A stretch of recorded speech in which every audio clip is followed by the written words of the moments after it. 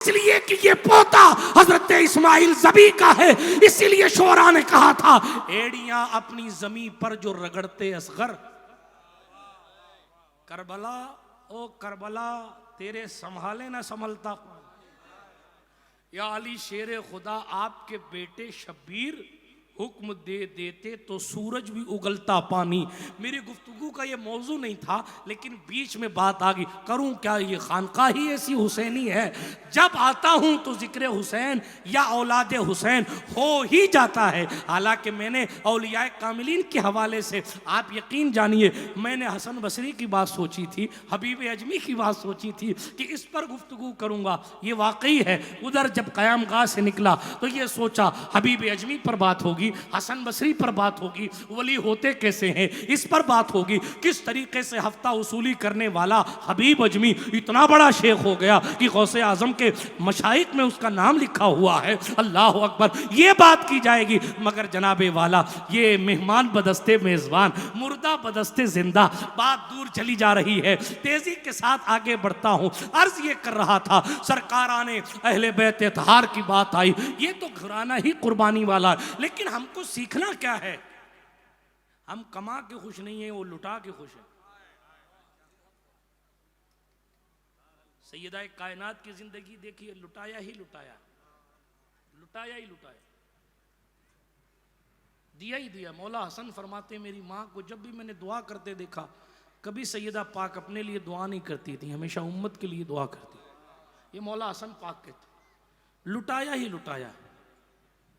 वजूद नाज पर जो कपड़े थे, अल्लाह अकबर, उनके सदक़े में कायनात की दौलत बट रही है। कायनात में अल्लाह रब्बुल इज़्ज़त उनका सदका दे रहा है लोगों को। लेकिन उनकी खुद की शान ये थी कि जो दुपट्टा ज़ेबतन फरमाती थी, 17 जगह से पेवंद लगा हुआ, और एक पेवंद तो ऊंट के चमड़े को पाक साफ करके ऊंट के चमड़े का पेवंद लगाया गया। मैं अपनी इस्लामी रिश्ते की माओ बहनों से पूछना चाहता हूँ, आपको किसने कह दिया कि आधे कपड़े पहनेंगी तो आपकी इज्जत बढ़ जाएगी? आपको किसने कह दिया कि आप इंटरनेट पर रील बनाकर वायरल करेंगे तो आपका कद बढ़ जाएगा? नहीं, कद तो उस वक्त बढ़ेगा जब आप सैयदा कायनात की वफादारों में शामिल की जाए। इसलिए बेहयाइयों को रोकिए, बाहया बनिए, और सुकून चाहिए तो इन सुकून वालों से अपने राब्ते को मजबूत कीजिए। कुरान ने इस जमात पर मोहर लगाई है, ला खौफुन अलैहिम वला हुम यहज़नून, ना इन्हें कोई खौफ है ना वो गम करते हैं। अगर हमें और आपको भी बेगम होना है तो हमें चाहिए कि हम मौला हुसैन पाक से सीख कर कुर्बानी का जज्बा पैदा करें। नारे तकबीर, नारे रिसालत, नारे हैदरी, नारे हैदरी। सुभान अल्लाह। नौजवान दिलों की धड़कन सैयद अमीनुल कादरी साहब इंशाल्लाह स्टेज पर तशरीफ़ ला चुके हैं। हम इनका तहे दिल से खैर मकदम करते हैं, इनका इस्तकबाल करते हैं। हज़रत आज हमारी मोहब्बतों के में दावत पेश किया और आप तशरीफ़ लाए हैं, बड़ी मोहब्बतें आपने बताई है। बड़ा लंबा सफ़र करते हुए नागपुर की सरजमीन में कर कल बाबा ताजुद्दीन की बारगाह में खिताब कर कर आज सरकार अमी पीर में हाजिर हो चुके हैं। हज़रत का हम खैर मकदम करते हैं।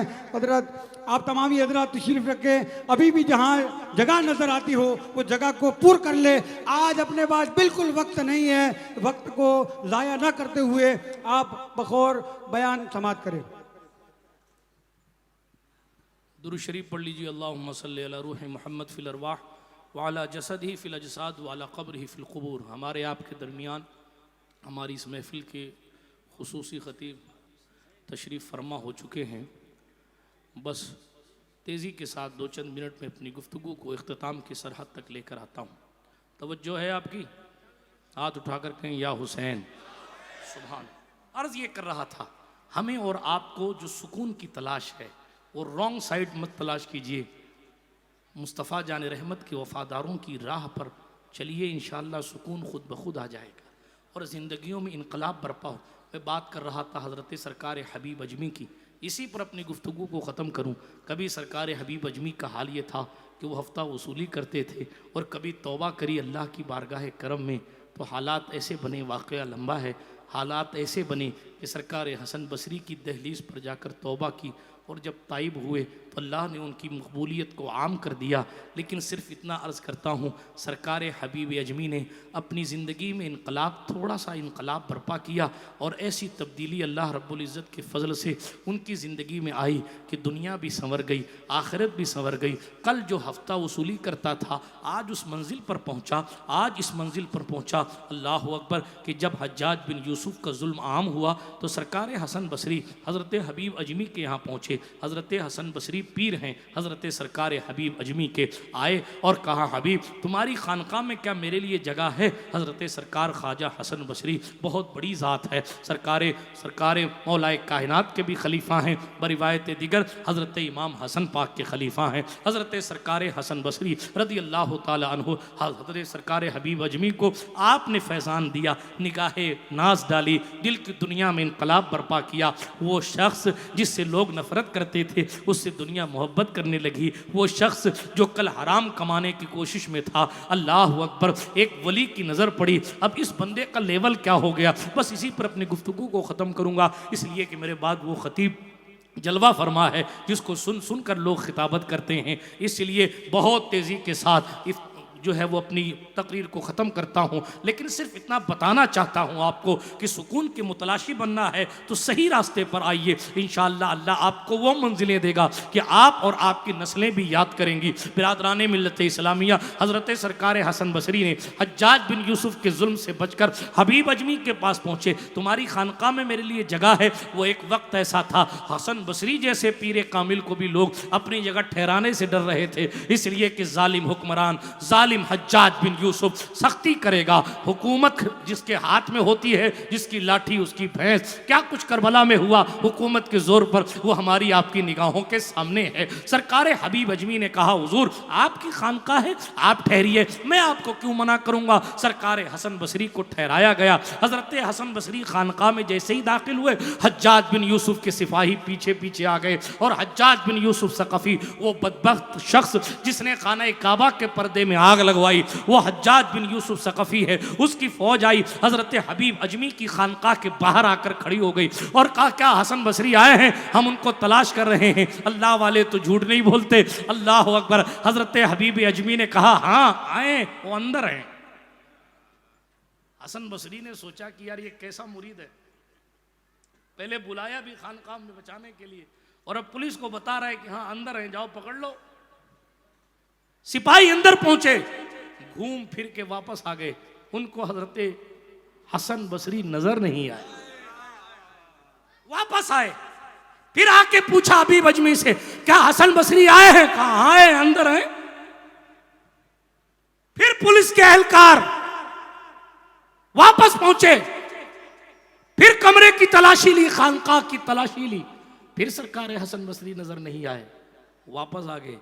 तीसरी बार फिर पुलिस ने कहा, देखो हबीब अजमी, अगर झूठ बोल रहे हो तो हज्जाज तुम्हारी खानकाह उड़ा देगा, ख़त्म कर देगा, लिहाजा सच सच बोलो कि हसन बसरी कहाँ हैं। कहा, वो हैं तो खानकाह के अंदर ही, अब तुम्हें नहीं दिखते तो मैं क्या कर सकता हूँ। अल्लाह अकबर। हुए तो बहुत बरहम, गुस्सा, लेकिन वापस चले गए। और जब चले गए तो सरकार हबीब अजमी अंदर आए और आने के बाद अपने पीरो मुर्शिद को देखा। हसन बसरी ने उनको देखा, कहा, हबीब अजब बात करते हो, बुला भी लिया, पुलिस को भी भेज दिया, और फिर क्या वजह है कि देखा नहीं जा रहा है? क्या पढ़ के दम किया था? हजरत हबीब अजमी ने कहा, हुजूर कुछ नहीं, सिर्फ 2 बार आयतुल कुर्सी, 2 बार कुल वल्लाह शरीफ और सूरह बकरा की आखिरी जो 2 आयतें हैं वो 2 बार पढ़ के दम किया था। हसन बसरी ने फरमाया, अहलकारों ने यानी पुलिस ने 7 बार मुझे छुआ, लेकिन उनको एहसास नहीं हुआ कि मैं यही खड़ा हूं।